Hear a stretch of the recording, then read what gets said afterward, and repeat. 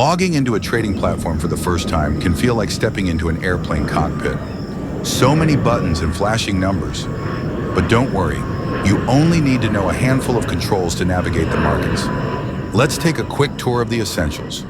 First, look to the side for the Market Watch or quote list. This is your menu.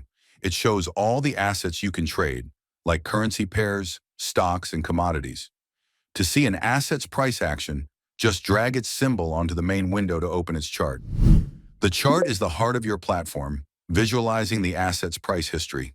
You can view it in different time frames, from minutes to weeks. When you've analyzed the chart and are ready to place a trade, you'll look for the New Order button. This is your mission control. Clicking it opens the order ticket. Here, you first confirm the asset symbol. Next, you set the volume or lot size, which determines the size of your trade. Most importantly, you should set a stop loss to manage your risk and a take profit as your target. Once you're set, you hit buy by market or sell by market. Your trade is now live. You can monitor all of your open positions, your account balance, and your trade history in the terminal or toolbox window, usually found at the bottom of the screen. And that's your basic tour. Master these key areas in a demo account, and you'll be navigating your platform with confidence.